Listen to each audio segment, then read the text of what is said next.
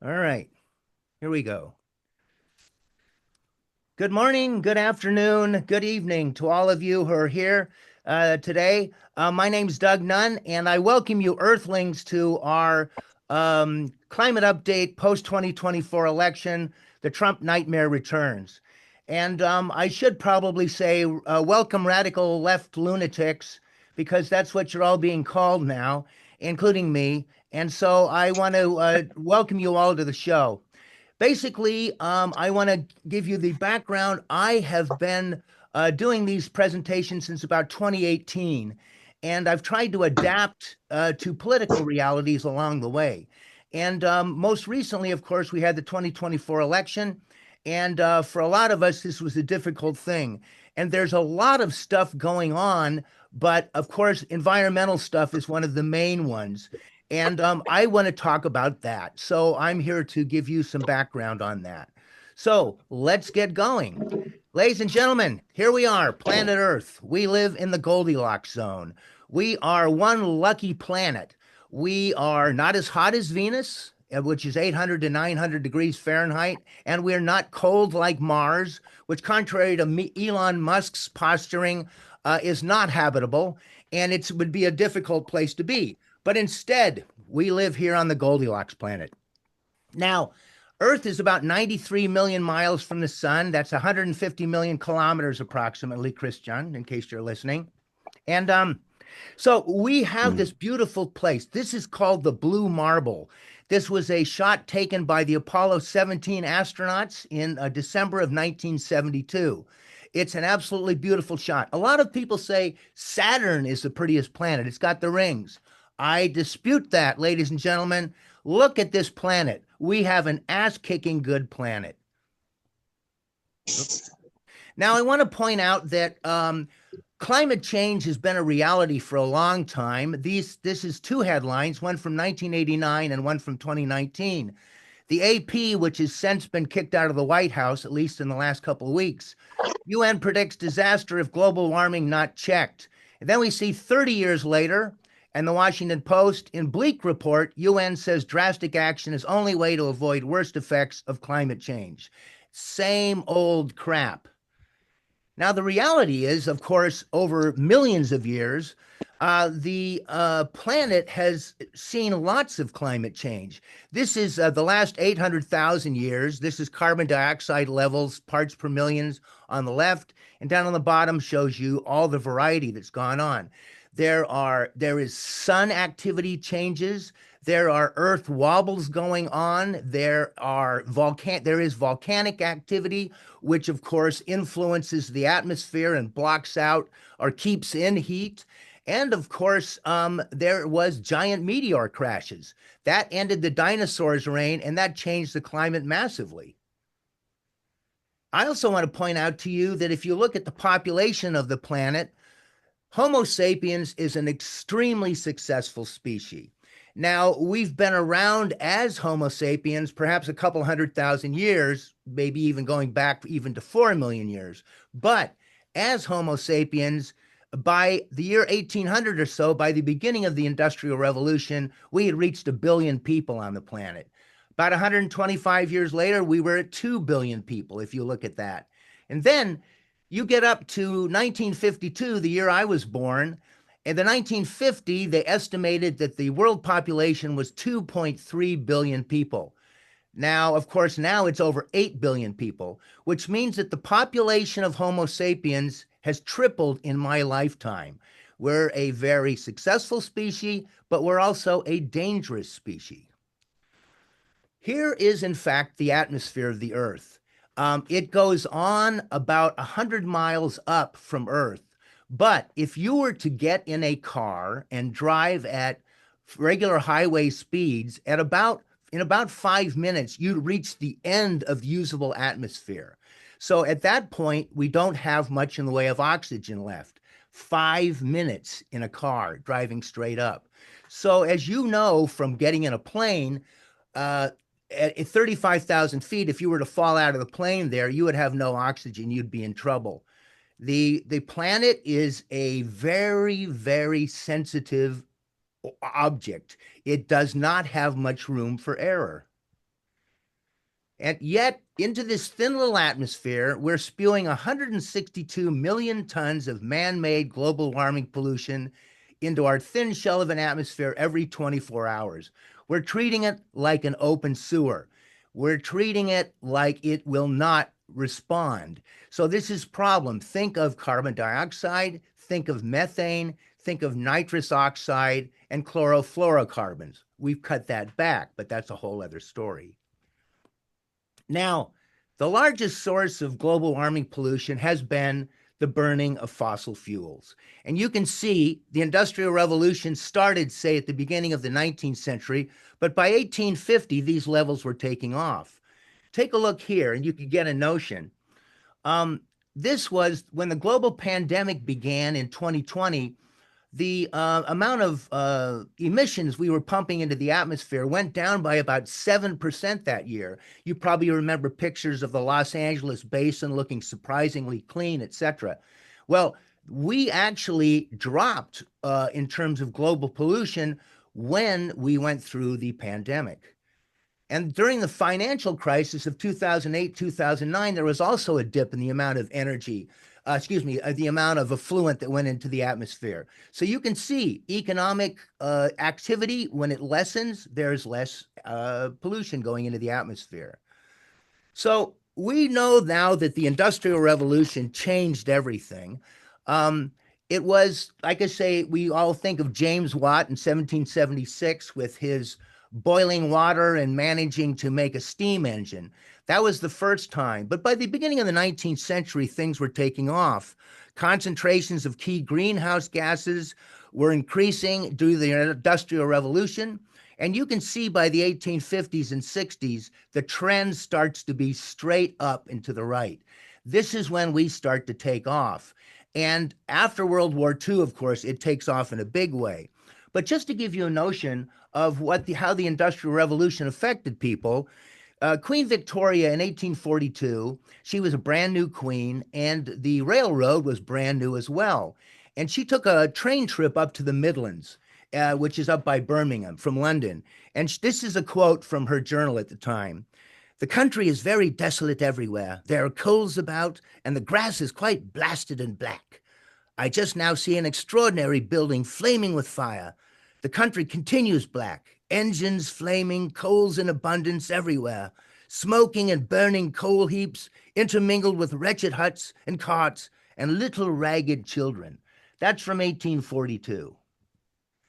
Now, of course, the automobile has had a huge effect in the last 120 years. Um, this is a picture of the Model T assembly line in 1907.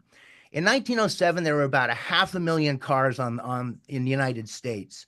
And at that time, the Model T got 21 and a half miles per gallon. I bought in 1993, I bought a Toyota Tacoma four-cylinder pickup truck. I got 25 miles per gallon. I drove that or a follow-up until 2018. Mileage had not improved.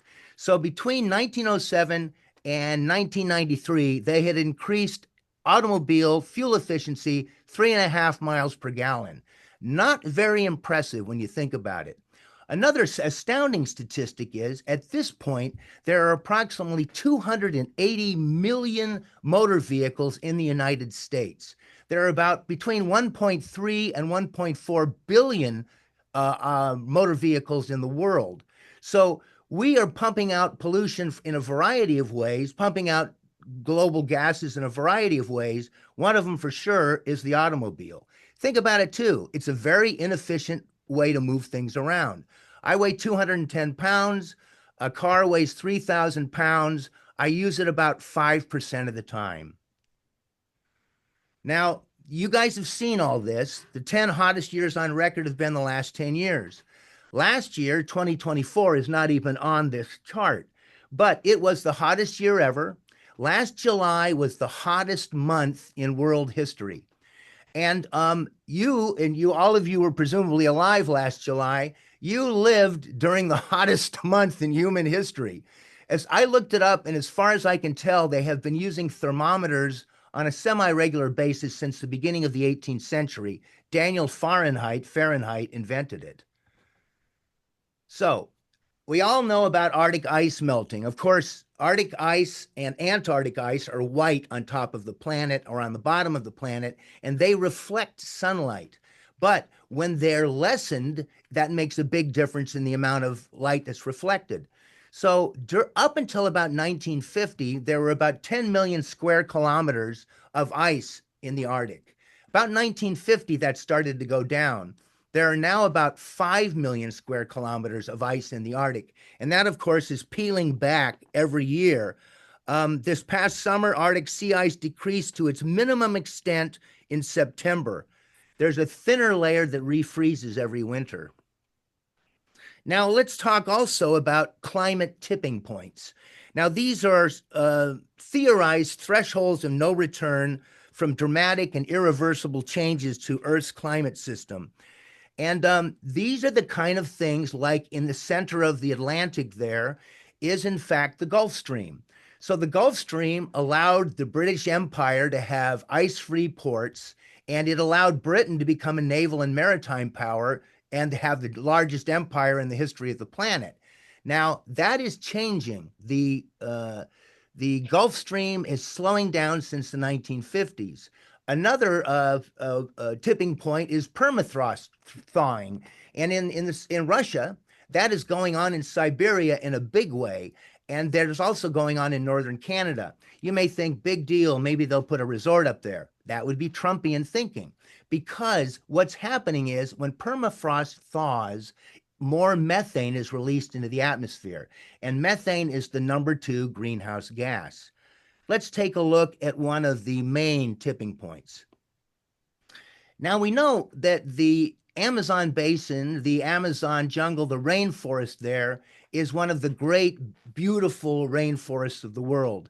Rainforests supply about 20% of the Earth's oxygen. They're also home to about half of all the animals and plant species that we have. Now, during the reign of Jair Bolsonaro from 2019 to 2023, he cut an area of jungle there about equal to, bigger than Belgium, bigger than Maryland, to bring that home to Dave and Jan there. And it was actually an amazing amount of acreage that was cut down. Here's the deal. Climate policies have consequences. Brazil is presently undergoing a rather severe drought. So Jair Bolsonaro can be partly thanked for putting Brazil into its present predicament. And we happen to have somebody who says about housing problems and the coastlines. They say that the waves are going to rise 1/8 of an inch in the next 400 years. This means you'll have more ocean property, right? No, that of course is a quote from the present president of the United States. According to The Economist, last April's issue, the next housing disaster, 15% of all the housing on the planet is susceptible to climate damage because of rising seas. That could be $25 trillion in losses to the global housing market by 2050. Economic losses have consequences, whether you pay attention to them or not. And we have a president who wants to believe what he wants to believe. It also has a huge effect on insurance. We see here the insurance last year, a record number of billion-dollar problems on extreme weather. Last year, of course, they had 37 events recording losses of more than $1 billion. Who knows how much the LA fires are going to cost? But I was fortunate a couple of months ago, excuse me, quick sip. A couple of months ago, I got a call from my homeowner's insurance agent. Nice guy. And he said, Doug, I got to tell you, we got to talk about your policy. I knew we live in a fire area, and I knew our homeowners policies were going to be under review. He said, I've got to raise your rates 22%. I said, okay, Sean. And he says, if you'd like to talk more about it, you can come into my office. I wasn't in the mood actually to argue. I figured I was lucky to have homeowners insurance at this point. I went in and he gave me an hour. He talked about the California home insurance crisis and what's going on. We will all pay for the LA fires. That's what's exactly happening here. There are huge costs to climate change. And also, contrary to Trump's boasting or contrary to Trump's lamenting that the United States is especially adversely affected by migration, it's actually a worldwide problem. They estimate there was about 32 million people who moved last year or tried to move due to climate induced problems. Think of the drying up of the Sahel in Africa around the Sahara. Those people are moving in the 2011 Syrian when the Syrian civil war started in 2011, a lot of that was due to drying up of farms, etc. Those people needed to move. Germany knows about this because they took in 1 million immigrants after that. And of course, the recent German elections were highly affected by immigration as such. We also know that immigration to the United States has been affected heavily by a drought in Central America. About 700,000 people are expected to flee annually from Central America and Mexico this year alone. So, this is a worldwide problem. The United States is not special. And let's take a look at mass extinctions. I know some of you read the National Geographic. I have received it. My mom and dad gave it to me 45 years ago. So I've been getting it ever since.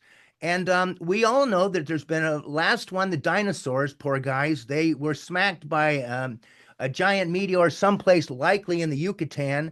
And between the amount of dust put up in the atmosphere, waves, etc., it destroyed dinosaur civilization as we know it.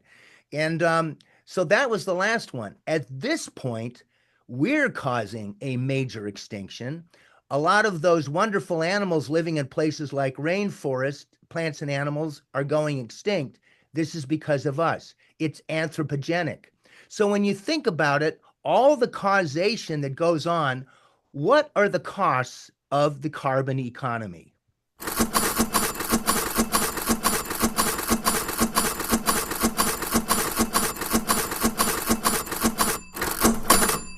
These are some of the costs to the carbon economy. This is the World Economic Forum. Political instability, we know that. Floods and mudslides, wildfires, we know that.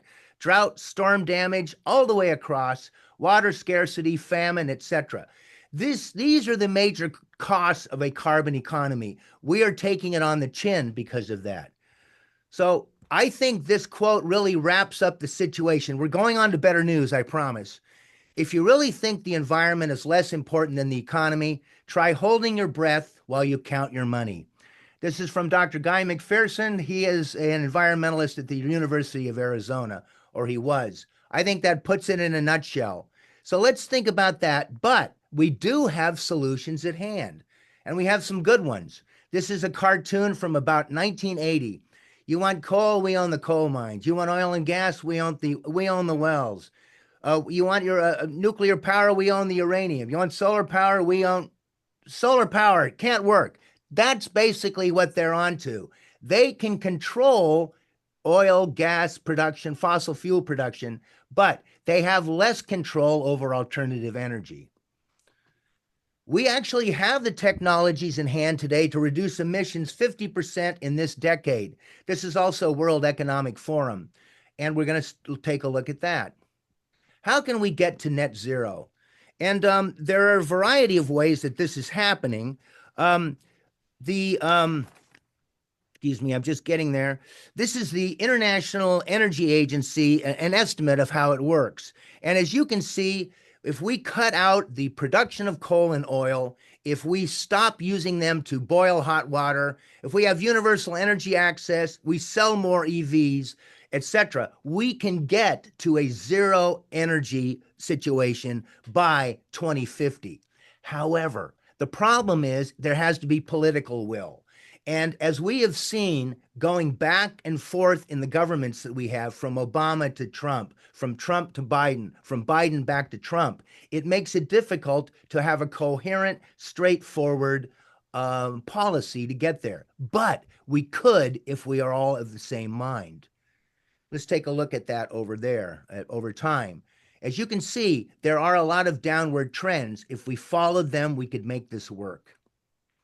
including the fact these are stunning things, but they're true. Globally, wind could supply worldwide electricity consumption 40 times over. This is true. The United States is the Saudi Arabia of wind. If you go from the Dakotas down to Texas, the amount of wind that we produce is extraordinary. And I'm not talking about politicians like Ted Cruz, although that man could probably power all of North America himself. But I'm talking about the amount of wind capacity we have. There's also huge wind capacity at various other places in the world. Wind is an extraordinary power source. There's also true that enough solar energy reaches Earth every hour to fill all the world's energy needs for a full year. This is true. You can look it up, you can argue about it, but it is true. What we need to do is find more ways to absorb that solar energy. And we're working on it. We're actually getting there. Take a look at this. These are wind energy capacity since 2000, how it's gone up. On the left is wind capacity in gigawatts. You can see that in 25 years, it's been extraordinary in the United States. And I know Europe has been at least as much in this direction, has leaned at least as much in this direction. Take a look at US solar installations. This started in 1980, but by 2010, it took off. And you can see that gigawatts, cumulative gigawatts in the last 15 years have gone way up. This is true too. Wind service technician is now the fastest growing job category in the United States. And there are more than 10 times as many jobs in solar and wind as in coal mining in this country. Now, I would be the first one that if I was a coal miner or was in a coal mining family who would want retraining if I was put out of a job. But we can do this and we can continue to move in the direction of eliminating coal mining and actually getting somewhere in solar and wind. This is an ongoing movement. I think the same is true in Germany. Here we see global employment and clean energy versus fossil fuels. There are now more than 4 million more jobs in clean energy than in fossil fuels worldwide. And the cost of solar cell modules has gone way down. In the late 70s, when I moved to Mendocino, the cost was about $80 per watt. Now it's 11 cents. And that's extraordinary. That's gone way down. It's very affordable. It's very usable. The market has moved in this direction. Now let's take a look at this too. In 2014, electricity from solar and wind was cheaper than new coal and gas plants in about 1% of the world. That was in 2014. By 2019, that was true in 2/3 of the world. In 5 years, that's a huge difference. And then last year, these sources were expected to provide the cheapest new electricity in nearly the entire world. So this has been a huge change. Alternative energy is much cheaper than sticking with fossil fuels. And here's a piece of anecdotal evidence. The Kentucky Coal Mining Museum in Benham, Kentucky has gone solar. The museum estimates they will save $8,000 to $10,000 per year in energy costs. So if the Coal Mining Museum of Kentucky, the flagship of the Kentucky coal mining industry, can go solar, so can the entire industry. So at this point, we need to move toward electric vehicles, and the Chinese are sort of dominating the market. Nearly 1 in 5 cars sold globally in 2023 were EVs. China is by far the largest market, accounting for 60% of sales. Now, of course, they're able to produce things for less because their workforce makes less money. But here's some considerations. China has actually been a huge coal producer for many years and has actually been powering their economy with coal and oil. At this point, still, they get about half of their energy from coal and about 20% from petroleum. About 25%, though, now is alternative energy, and they are moving in this direction. So although they have been rather self-serving in doing whatever they wanted in terms of using coal, At this point, they're moving toward alternative energy. They're moving toward alternative energy dominance. And it's difficult for both the United States to produce EVs, electric vehicles, at low prices, and for Europeans. I know that Volkswagen is undergoing a lot of economic and market shift in Germany, and that's a difficult thing for them. So the Chinese at this point are at a huge advantage. Now let's talk a little bit about electric vehicles because I know there's been subjected to a bombardment of climate denial propaganda, and the batteries are the issue. And it's true that at the point of manufacture, about 30% more carbon comes because of the battery, but that's recovered after about a year of driving. After 100,000 miles, the typical internal combustion car has emitted 3 times as much pollution as an EV. There are all kinds of new battery factories ramping up globally, and their production scrap is becoming available, and that is improving the recycling value chain. So today, the carbon footprint of recycled battery materials is about 4 times smaller than that of raw materials. They're also developing new batteries. There's all kinds of research going on. They have something now called a lithium iron phosphate battery, which uses iron instead of nickel and manganese. That apparently is making a huge difference. It makes them about 20% cheaper. And because they're being made from common materials, they have a smaller environmental footprint. And if EVs were tapping into an electric grid based on renewable energy instead of coal and gas fired plants, the carbon footprint will continue to go down. There are also other ways of thinking. This is green infrastructure. And this amounts to, it seems a little bit dreamy at this point, but there's all kinds of research going on. Um, that shows a variety of things. What a lot of it has to do with absorbing water in different ways. You see, their porous pavement allows water to pass through into native soils. There's planting of trees, etc. So, in other words, rethinking our infrastructure. And I want to show you an example, which I think is great. Think of about asphalt. If you were an alien and you came down to Earth and you looked, you'd think that, man, these guys, they have all their little strings of asphalt moving in different directions and connecting their cities, etc. We do have lots of roads that are built of asphalt. And when you think about it, that is an opportunity. They're exposed 90% of the time to the elements. Highways could be redesigned for passive solar. Road surfaces are primed for solar generations. Highways of the future could incorporate solar energy harvesting, weather sensors, bioluminescent glowing lanes that absorb sunlight during the day and glow at night. This was first invented in the Netherlands, in Holland. This is being researched there, but it's also being researched and worked on in China and Japan. Something tells me they're going to get there faster than we do because they have the political will to do it. And also moving to a more plant-rich diet. Now, I'm thinking of Michael Pollan, who wrote The Omnivore's Dilemma, and he has eat food, not too much, mostly plants. And I try to eat more plants. I still am a sucker for chicken, and I work hard not to eat too much beef. But because of the following, there's about 1.5 billion cows on the planet, and they're responsible, our livestock-based economy, food economy, is responsible for 15% of all the greenhouse gases put out there. And that 15% would make them, if they were a country, if cow land was a country, they would be responsible for 15% of all the greenhouse gases out there. Cowland would be the third largest emitter of greenhouse gases of any country outside of China or the United States. That's a compelling statistic. Also, think of there's an Oxford University study that said if we went totally vegetarian, in terms of the global footprint, we would cut it by 63%.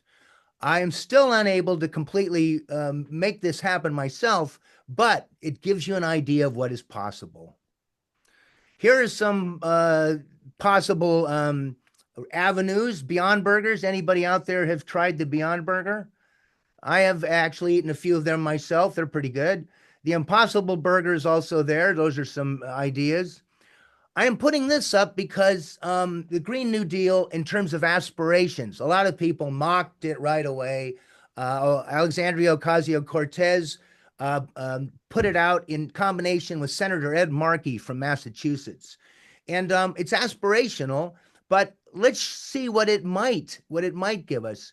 The idea was to meet 100% alternative energy by 2035, to build smart grids across the country. This would be to redo our electric grids. And this is something we need to do whether we have a Green New Deal or not. We still need to rebuild our electric grids. We need to refurbish and rebuild existing buildings to make them energy efficient. This employs people. This puts all kinds of people to work, redoing buildings to make them more energy efficient. So that's the other part of the job, is it puts a lot of people to work. And you've got to admit, that's a pretty cool comic book cover. I would love it if I was a congressman to have a comic book like that. That would be excellent. I know Mark Williams is actually quite excited at the prospect. So let's look at the planet's history with this in terms of our response. Climate change was first predicted in 1896 by a Swedish scientist, Svante Arrhenius. By 1938, a British scientist named Guy Callendar connected CO2 increases in the Earth's atmosphere to global warming. So, is there a worldwide precedent for controlling an environmental threat? Yes. In 1978, we did an international treaty on getting rid of lead paint. For a lot of you folks, you grew up in the era where lead paint was the way things were. I remember actually chewing on paint when I was a kid, knucklehead that I was. And so it was a problem. They got rid of it. North America made an acid rain treaty in 1991, and we had a worldwide treaty on getting rid of chlorofluorocarbons in 1987. Remember the holes in the ozone? That was due to CFCs. They on both the North Pole and the South Pole, there were slowly growing holes in the atmosphere, in the top and bottom of the atmosphere. Getting rid of CFCs has seen those holes start to heal. So, what happened was by the late 1980s, there was a worldwide consensus that we needed to do something about climate change, about global warming at the time. The first summit was in Rio in 1992. The Rio summit was everybody attended. It was a big deal. The problem was with the United States that George H.W. Bush the Elder, his administration really worked hard to slow things down. Do we really need to consider this now? Isn't this something we could consider in the future, etc.? And the 1992 summit didn't get that far. In 1997, the world came together again in Kyoto, and they put together the Kyoto Protocol. And 160 nations signed it. This looked like a major step in the right direction toward beginning to get a handle on global warming. But the United States signed it, but then it came back to the Senate, and it was defeated 95 to nothing. Talk about bipartisanship. The main reason was it would do irreparable harm to the American economy. As it was then, they might have been true. But if you had no vision for the future, that's where it was sticking. The problem was the United States was problematic. Then came the Paris Climate Treaty in 2015. And this was signed by 196 countries. I believe some of the only countries that didn't sign were Iran, Syria, and I think Nicaragua, but I'm not sure about that. But it was amazing because it brought the world together. Everybody was there. Even Vladimir Putin signed this document. It limits the global average temperature increase to below 2 degrees Celsius above pre-industrial levels. The goal was to limit it to 1.5 degrees. That was a little bit ambitious at this point. To help countries adapt to climate change effectively, to mobilize through finance, and committed us to reducing emissions working together to adapt to climate change, strengthening commitments over time, and providing financing to developing countries. This was a big deal. Now, of course, for every treaty, there has to be a follow-up. And what we have done since then, the follow-up versions have been called the Conference of the Parties. And they've had 4 of them since 2015. Um, they have been blocked. All kinds of improvements that could be done have been blocked by oil producing autocracies, petrodollars, and the like. The Russians, the Saudi Arabians, uh, etc., have been blocking any positive action on these. At the COPs, at the conferences of the parties, there are typically more lobbyists from fossil fuel than there are representatives of the countries.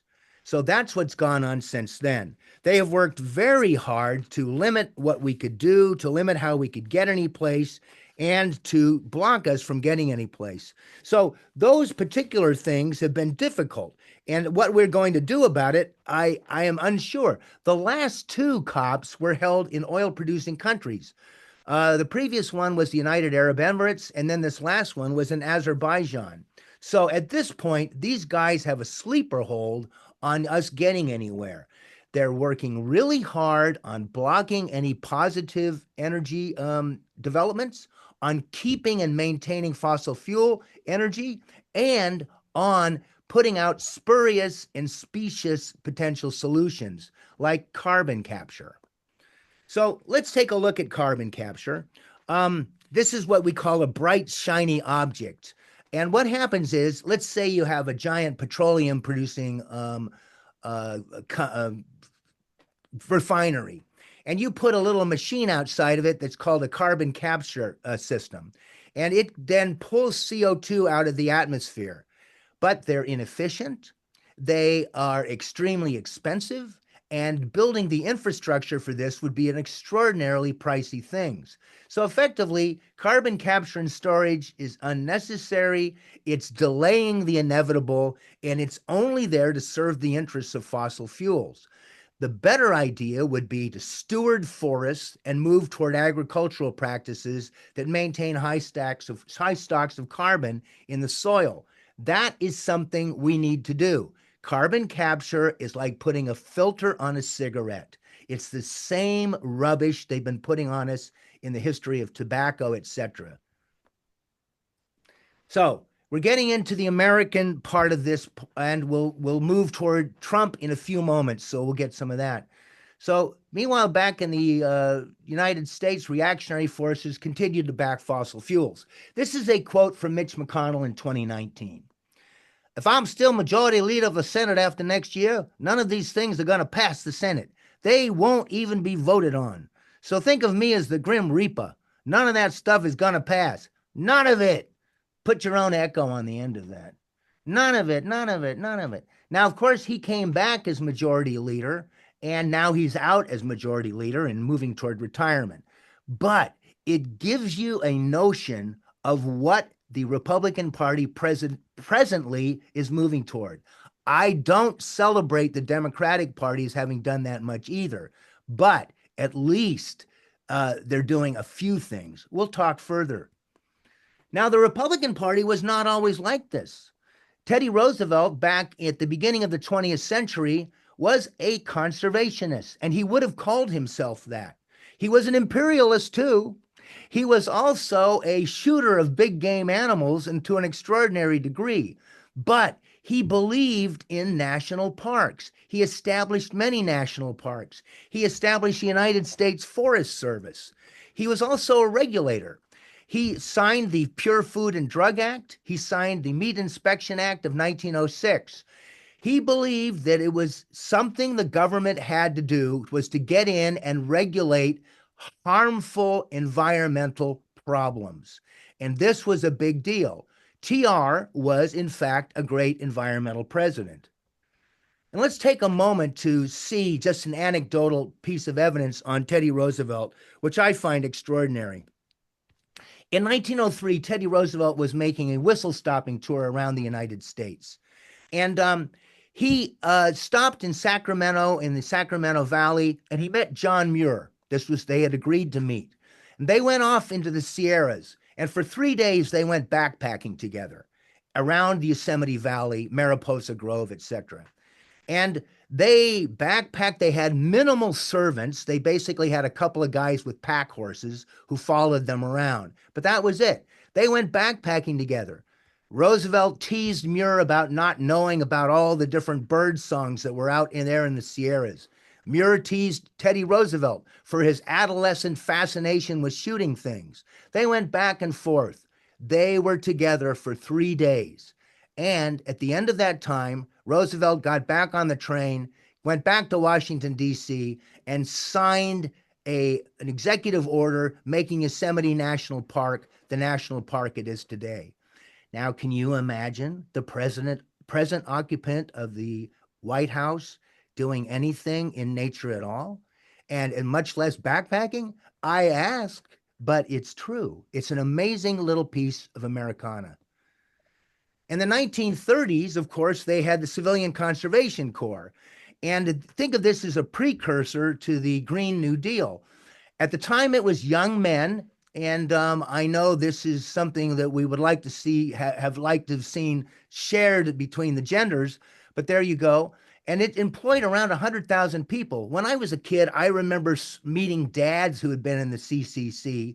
They went through national parks. They did things like build bridges and improve roads, etc. And they worked in work camp groups. This was actually a big deal. He put young people to work working on infrastructure in national parks.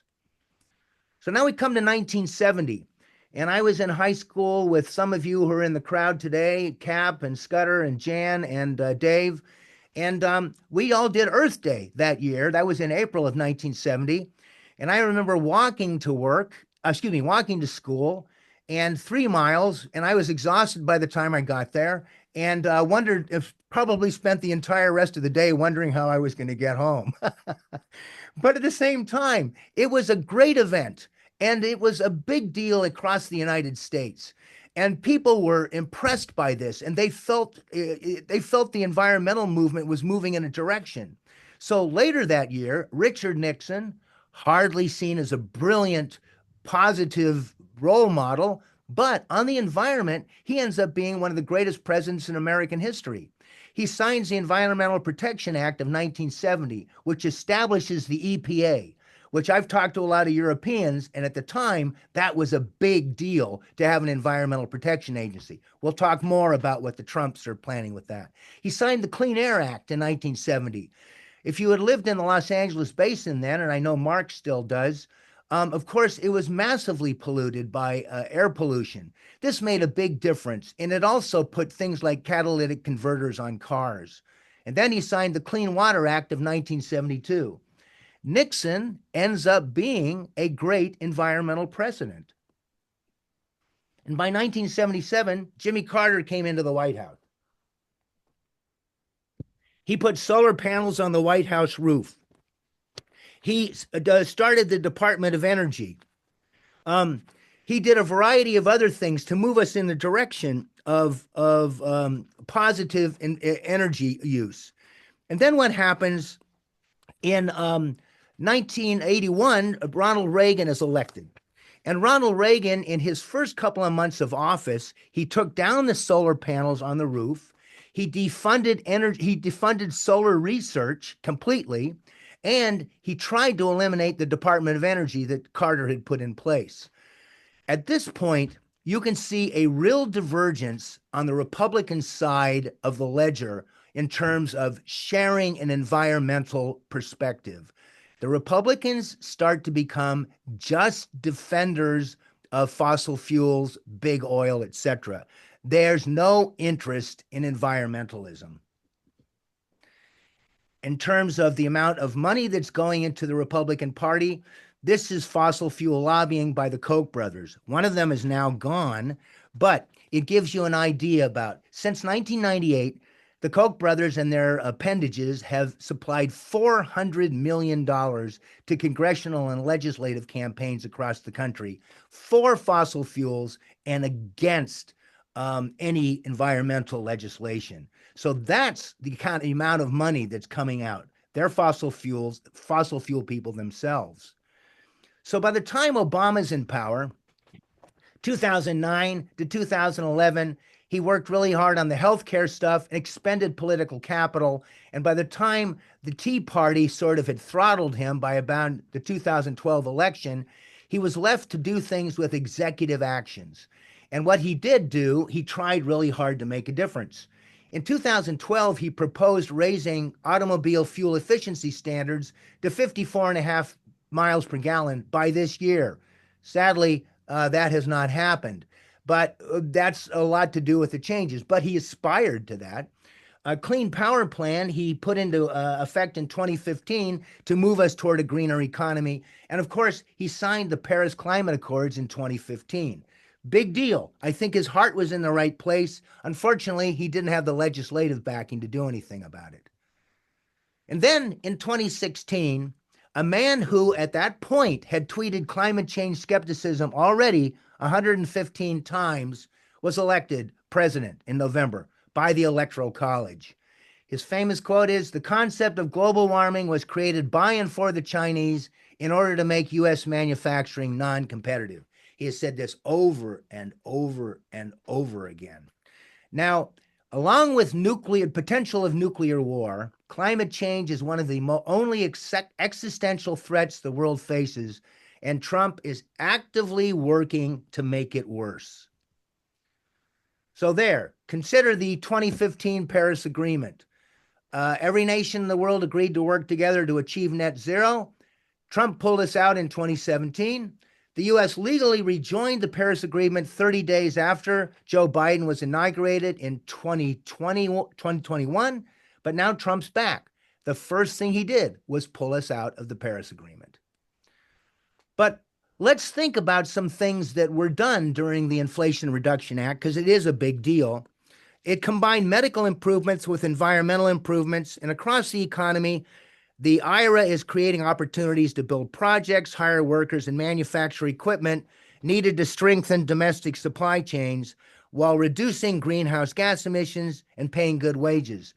Think about tax credits for electric vehicles. $7,500 in North America now, $4,000 for a used EV. These are big deal. If you get a heat pump put in your house, you can get a tax credit. Those are all big deals. And the notion was for rebuilds that he would have to pay prevailing wage, apprenticeship, and domestic content. He would have to pay the prevailing rates. The Republican response has been Project 2025. And contrary to Trump's politicking last year, he actually does believe in Project 2025. And this was a big deal. It's unfolding as we speak. I highly recommend a guy on a podcast and a YouTube thing called Climate Town, a guy named Raleigh Williams. No relation to Mark Williams, but he's great. He is a very funny man. He's actually the funniest guy on environmental issues I've seen. He calls Project 2025 a literal climate denier's handbook. In the court system, there has been a key ruling, which is also a difficult one. This is called the Chevron Doctrine. Last year, it was overturned by the Supreme Court. And what the Chevron Doctrine did was it was a legal principle that directed courts to defer to a federal agency's interpretation of an ambiguous statute. What that meant is the EPA, for example, the courts were required to listen to the Environmental Protection Agency's opinions before they made a ruling. At this point, last year, the Supreme Court overruled that. We don't know where this is headed, but it could be a difficult situation for further environmental regulation. A good thing that happened in courts last year was in December. The Montana State Supreme Court ruled on 416 youth plaintiffs. They had sued the state of Montana for its promotion of fossil fuel extraction and not considering climate change impacts in decision making. The Montana state constitution says they have to consider the environmental dignity and health of the population. And that is an excellent thing. That was a 6-1 ruling. It's obviously only a state Supreme Court, but it was a big deal. So now let's get into this. We're heading for the home stretch, folks. I promise. We're going to talk a little bit about what Trump's actual ideas are, and we're going to start with a dinner he had on Mar-a-Lago on April 11th of last year. Trump held a private dinner at the Mar-a-Lago Club and Resort with about 20 oil executives from some of the country's biggest firms, including Chevron, ExxonMobil, Continental Resources, Chesapeake Energy, Occidental Petroleum. Trump told those folks at the dinner that they should raise $1 billion to return him to the White House because that would be a deal compared to the taxation and regulation that they could avoid under his presidency. Is Trump's response, ostensibly according to the Washington Post, stunned several of the executives in the room overlooking the ocean. You're all wealthy enough, he said, that you could raise $1 billion to return me to the White House, and I will immediately reverse dozens of Biden's environmental rules and policies. That's a meeting they had last April, and if there was ever anything that was an ominous warning, that was it. So what is he doing in terms of the environment? We know he's already withdrawn us from the Paris Agreement. That happened on his beloved day one, and that is something that will be difficult for us. It takes him a year to fully extract himself from that. This is a UN type thing, but that is happening. He will open up more areas for oil and gas drilling following the drill baby drill chant. Now, the United States Department of the Interior has millions of acres that are federally owned. And they are now getting open to oil and gas drilling, and that means fracking, etc. Those federally owned lands could be left fallow or for other uses, but he's reopening those to gas and oil drilling. His new Department of the Interior head is this guy, Doug Burgum from North Dakota. And this is a major game changer. He will weaken power plant pollution and emission rules. And for any of you who are susceptible to bronchitis or asthma, this is a real problematic thing. Basically, at this point, he will be rolling these things back. This will mean a lot of extra hospital visits, asthma cases, and premature deaths from the amount of pollution allowed into the atmosphere. The Biden administration had moved in a very positive direction on this. He will allow fossil fuel companies to ignore methane rules. So what's happened in the last couple of years is they've done a lot of fracking, is they have discovered that methane is a major leaking problem when they have oil wells and fracking wells. And so during the Biden administration, they made them put filters on those areas, and they've been working toward that. Now, with Trump's new Secretary of Energy and his new Secretary of the Interior, these methane rules will be ignored. He will claw back clean energy subsidies. I mentioned to you about this, that the Biden administration had authorized tens of billions in subsidies to accelerate the transition to new energy. And these range from tax credits to consumers on electric vehicles, heat pumps, and rooftop solar systems, etc. Trump has vowed to rescind all the unspent funds on this. So that could be a very difficult thing for the future of clean air subsidies. And then just a couple of weeks ago, the Republican Senate, this is an add-on, Republican Senate has tried to eliminate electric vehicle subsidies. They want to eliminate the $7,500 tax credit for new EVs, the $4,000 tax credit for used vehicles, and now there's a senator from Nebraska named Deb Fischer. She not only wants to eliminate and rescind those tax subsidies, she wants to add a $1,000 point of sale tax to EVs. So she not only wants to take away these subsidies, she wants to tax you for buying an EV. Trump will shrink national monuments and open them to drilling and recreation vehicles. Perhaps a lot of you have heard of Bears Ears and the Stairway Escalante in Utah. This was during the Biden administration. Some of this was blocked from exploitation, it's federal lands and so forth. Trump is going to potentially allow drilling and recreational vehicle use in this area. Trump will scrap Biden's environmental justice initiative.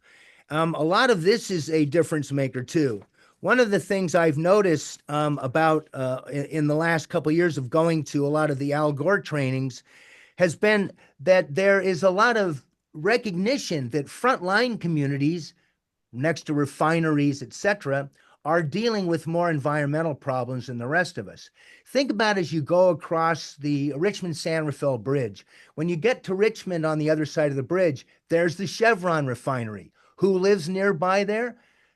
Poorer people, people of color, etc. When you come across the Benicia Martinez Bridge, there's giant refineries. Who lives close to those working class people? Biden had a lot of regulations in place which were putting more money into those areas. Trump will scrap those. He will narrow protections for endangered plants and animals. Now, there is about 1,000 animals and plants on the endangered species list, and one of them is the prairie chicken. A good-looking animal as far as I'm concerned, kind of cute. Well, Trump apparently hates prairie chickens. And I don't get it, but the prairie chicken is now, under fire from the Trump administration. And he'll end climate disclosure rules for corporations. In the last couple of years, the Securities and Exchange Commission here in the United States has set up a situation where when corporations put out new stocks and bonds, etc., they have to disclose how much of the investment in those funds are from corporate entities that have polluting industries involved. They've made it so it's a disclosure thing. Well, that will be eliminated under the Trump administration. You won't know what you're buying, basically. They'll lift or lessen restrictions on auto emissions. Now, this very strongly affects people in California. Since 1970, California has had different regulations, along with 12 other states, different regulations on auto emissions. That was because we were the most affected by auto emissions, the LA basin, think about that. At that point, we got special stipulations put into laws that they had to give us better miles per gallon. They had to make better catalytic converters, etc. They had to bow to the California market. Well, Trump's going to go after California, and when he does, California and the 12 other states that are with it are making a big difference in terms of national policy. Trump's goal is to eliminate that. Then he will stall federal clean energy purchasing. Now, Biden had hoped to have a lot of the new energy purchasing for the federal government to come from clean energy sources, solar, wind, etc. And Trump wants to stall that, and he wants to buy most of that from oil and gas and coal even. And then here we go. Trump has installed right-wing deregulators to head the Department of Energy and the EPA. The guy who we nominated to head the Department of Energy is a guy named Chris Wright, who's a fracking executive.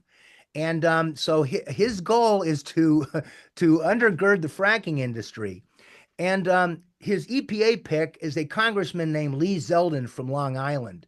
And Zeldin has a 14% rating from the League of Conservation Voters. And most recently, we've seen that Elon Musk and his geek Stapo are heading for the EPA. Their goal is to eliminate 65% of environmental regulation funding. Now, that's an amazing statistic, especially considering that it's one of the few places we can go to get somebody to help us on health, etc. Now, here's another thing. We saw during the inauguration that he had his bench full of oligarchs, his bench full of billionaires.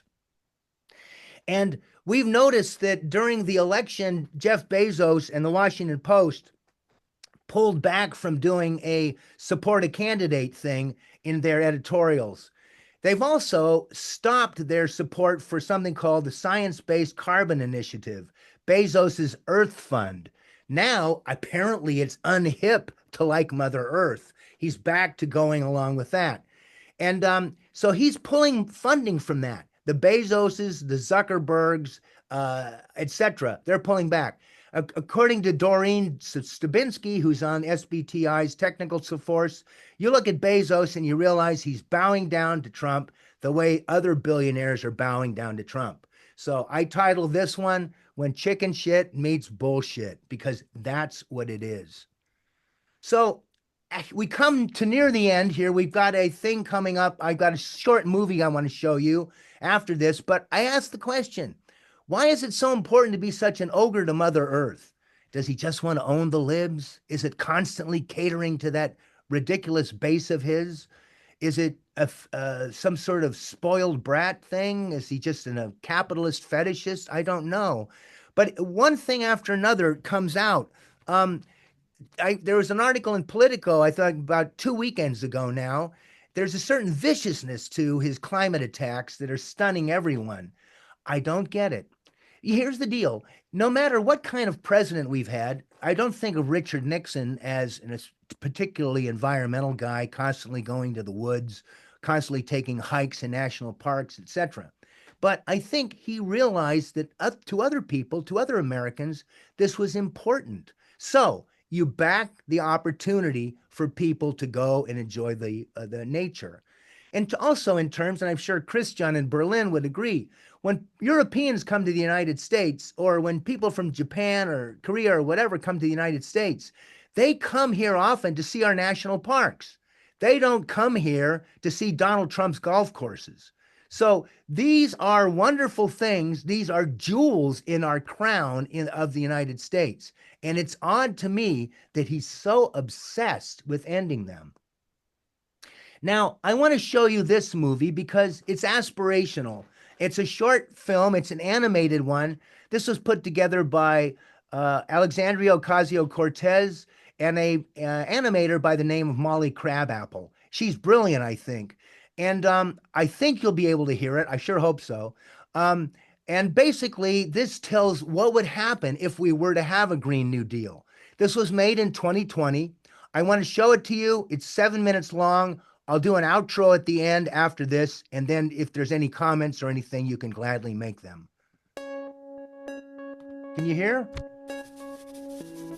The bullet train from New York to D.C. It always brings me back to when I first started making this commute. In 2019, I was a freshman in the most diverse Congress in history. Up to that point, it was a critical time. I'll never forget the children in our community. They were so inspired to see this new class of politicians who reflected them, navigating the halls of power. It's often said, you can't be what you can't see. And for the first time, they saw themselves. I think there was something similar with the Green New Deal. We knew that we needed to save the planet and that we had all the technology to do it, but people were scared. They said it was too big, too fast, not practical. I think that's because they just couldn't picture it yet. Anyways, I'm getting ahead of myself. Let's start with how we got here. 1977, New York. A senior scientist named James Black made a presentation about how burning fossil fuels could eventually lead to global temperatures rising 4 or 5 degrees Fahrenheit. Within 2 years, one of the world's biggest supertankers was outfitted with a state-of-the-art lab to measure CO2 in the ocean, gathering more data about global warming. Guess who was doing all of this research? ExxonMobil, the oil and gas company. Oh yeah, Exxon knew this whole time, as did our politicians. 10 years later, James Hansen, NASA's top climate scientist, told Congress he was 99% certain that global warming was happening and caused by humans. That was 1988, the year before I was even born. So did Exxon listen to the science, including their own? Did they change business models, invest in renewables? No, the opposite. They knew and they doubled down. They and others spent millions setting up a network of lobby groups and think tanks to create doubt and denial about climate change. It was an effort designed to attack and dispute the very kind of science they themselves had been doing. And it worked.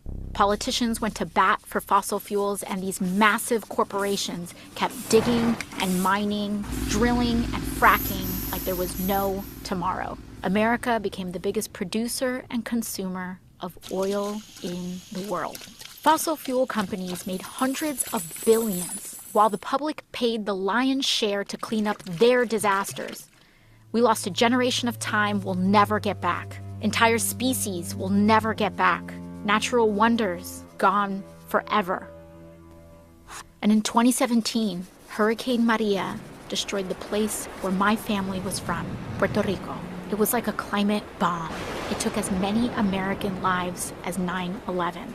And in the next year, when I was elected to Congress, the world's leading climate scientists declared another emergency. They told us that we had 12 years left to cut our emissions in half, or hundreds of millions of people would be more likely to face food and water shortages, poverty, and death.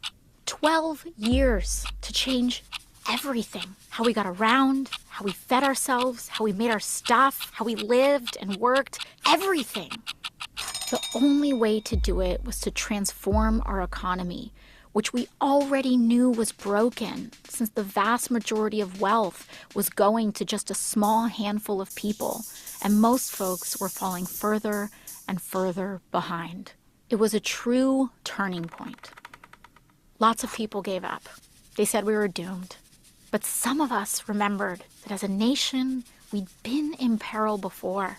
The Great Depression, World War II. We knew from our history how to pull together to overcome impossible odds. And at the very least, we owed it to our children to try.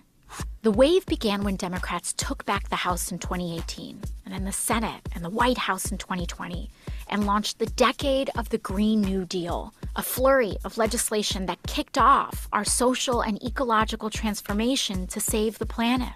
It was the kind of swing-for-the-fence ambition we needed. Finally, we were entertaining solutions on the scale of the crises we faced without leaving anyone behind. That included Medicare for All, the most popular social program in American history. We also introduced the federal jobs guarantee, a public option including dignified living wages for work. Funnily enough, the biggest problem in those early years was a labor shortage. We were building a national smart grid, retrofitting every building in America, putting trains like this one all across the country. We needed more workers. That group of kids from my neighborhood were right in the middle of it all, especially this one girl, Ileana. Her first job out of college was with AmeriCorps Climate, restoring wetlands and bayous in coastal Louisiana. Most of her friends were in her union, including some oil workers in transition. They took apart old pipelines and got to work planting mangroves with the same salary and benefits. Of course, when it came to healing the land, we had huge gaps in our knowledge. Luckily, indigenous communities offered generational expertise to help guide the way. Ileana got restless, tried her hand as a solar plant engineer for a while, but eventually made her career in raising the next generation as part of the Universal Child Care Initiative. As it turns out, caring for others is valuable, low-carbon work, and we started paying real money to folks like teachers, domestic workers, and home health aides. Those were years of massive change, and not all of it was good. When Hurricane Sheldon hit southern Florida, parts of Miami went underwater for the last time. But as we battled the floods, fires, and droughts, we knew how lucky we were to have started acting when we did. And we didn't just change the infrastructure, we changed how we did things. We became a society that was not only modern and wealthy, but dignified and humane too. By committing to universal rights like healthcare and meaningful work for all, we stopped being so scared of the future. We stopped being scared of each other, and we found our shared purpose. Ileana heard the call too, and in 2028, she ran for office in the first cycle of publicly funded election campaigns. And now she occupies the seat that I once held. I couldn't be more proud of her, a true child of the Green New Deal. When I think back to my first term in Congress, riding that old school Amtrak in 2019, all of this was still ahead of us. And the first big step was just closing our eyes and imagining it. We can be whatever we have the courage to see.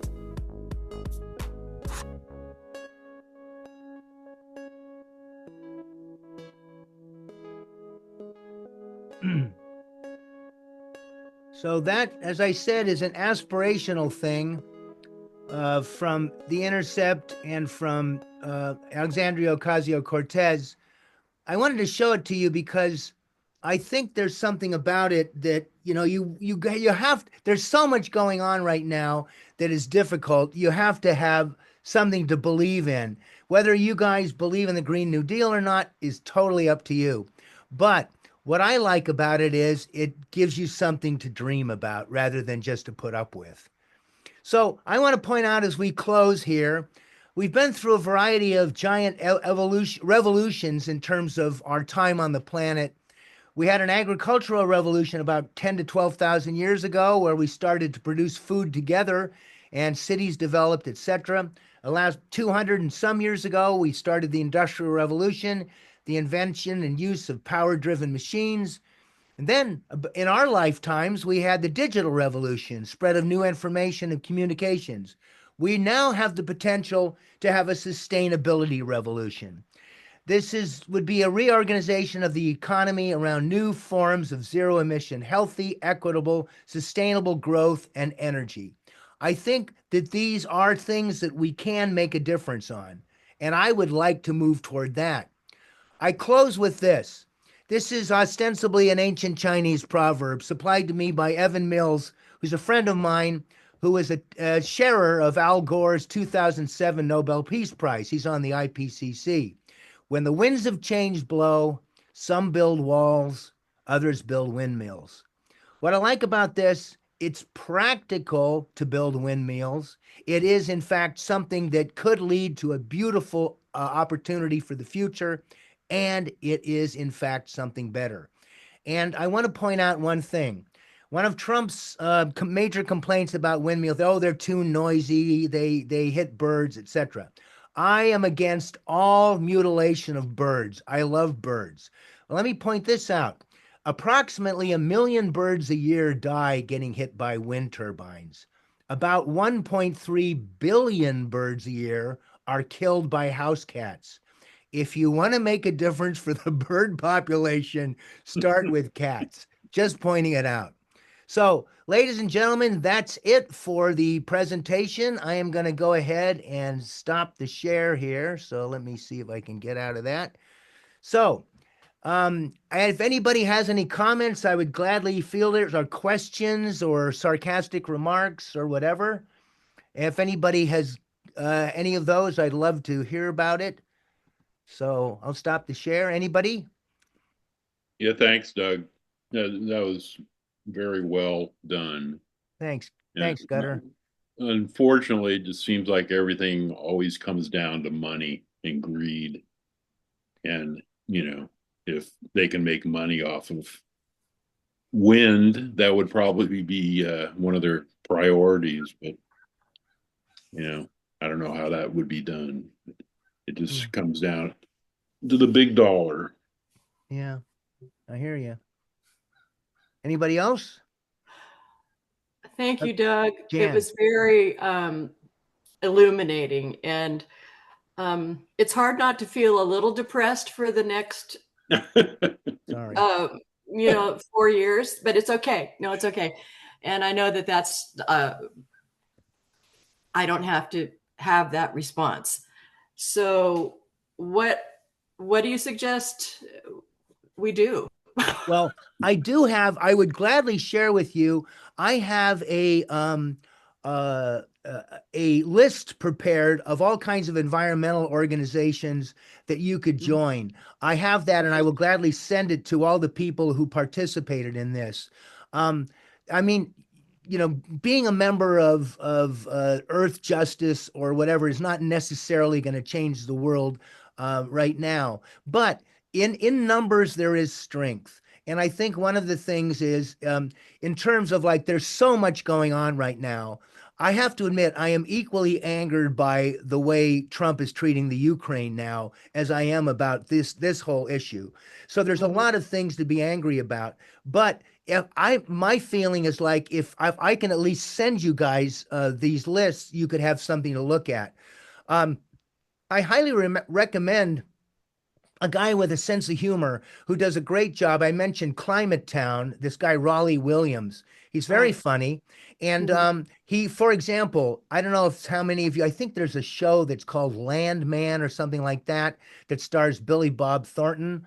And he's some Texas oil man. And it turns out Raleigh Williams takes him on, and it turns out that he's spouting a bunch of oil industry rubbish on each and every show.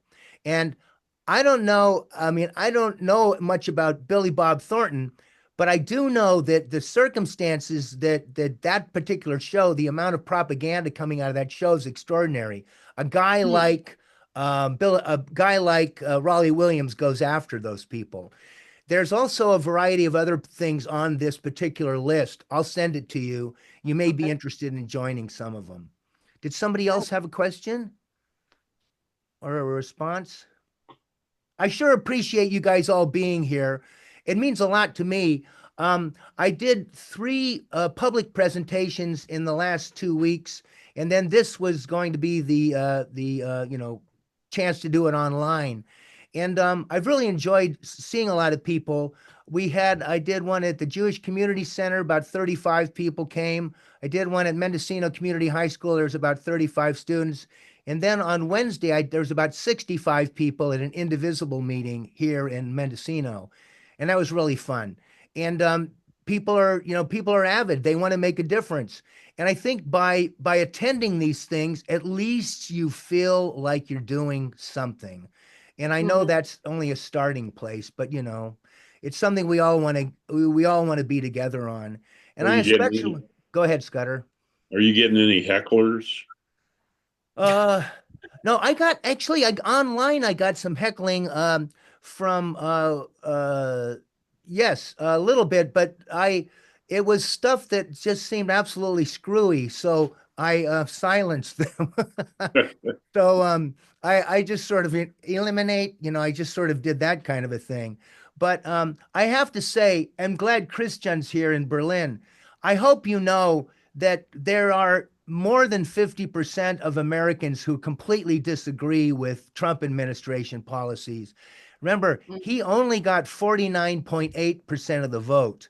And if you count all the people who were too lazy to vote or whatever, he represents about 35% of the population. So I'm disgusted and I feel bad. I am a huge Europhile. Ich liebe Europa. So I hope you know that, this is terrible for us, you know. And Ben, for example, on my screen, you're right next to Ben Slay, who's a UN diplomat who lived in Europe for many years. So anyway, anybody else? Yeah, well, I'm delighted you've been here, so I really appreciate it. So if there's any other things, go ahead. Just want to say thank you very much for this presentation. It was depressing and inspirational as well. And yeah, good to do it. Thank you very much. Keep on doing. Thank you. And I wish you all the best in the US. And yeah, let's hope the Trump show will find an end. I hope so too. I hope Thanks, that Doug. would be so. Mimi, go ahead. Yeah, I wanted to also mention Run for Something. Does everybody know about that here? Go ahead. It's a website where if you want to run for office, it doesn't matter what, if it's for your school board or your water board or whatever. If you go to the website, it's called Run for Something. And that's another way people can get involved. You don't have to run for, mayor or anything like that. They have a list of all things that you can do to get involved. One of the things on my list is another thing similar, Mimi. It's called Make 5 Calls. And, excuse me, maybe I can get it. Oh, yeah, it's an app. Actually, it's an app. Yeah. I noticed that Mark put something up on the chat. I'm just looking, a good collation of info in one presentation. Oh, thanks, Mark. I appreciate it. I will put this up. If I don't put it up on the chat, I'll send it out as an email to you, to you guys. It's got a lot of good stuff on it. Go ahead, Mimi. Did you have? No, I'm sorry. I just wanted to thank you. I got a vamoose, but okay. Thank you very much. Very good. Thanks, Doug, so much. Okay. Great. Doug, Thank you. I have a question. Yes, Jan. So this presentation is going to be on YouTube? Yeah, my goal is as soon as I turn it off and pause the recording, I'll start trying to get it up on YouTube, and then I'll send that link to all of you guys. So if there's anybody you want to see it, you could pass it on. Okay, great. Great, Yeah. thank you. And we can put that on social media, etc. Yes, do whatever. At that point, it's public. Okay. Public, yeah. All right. Thank you so much, Doug. It was Thank really, you. really informative. Enjoyed Yes, it. thank you, Doug. Thank you very much. I have to say, I love doing it. It makes you feel like you're doing something. So there you go. Absolutely. Thanks, you guys. Thanks for Thanks, Doug. coming. Thank you, Doug. Okay. Bye-bye. Bye. Thanks. Bye. Tschüss, Thanks, Christian. Doug. Tschüss. Tschüss. Bye-bye. Bye. Bye, you guys. Bye, Doug. Bye, everybody. Doug.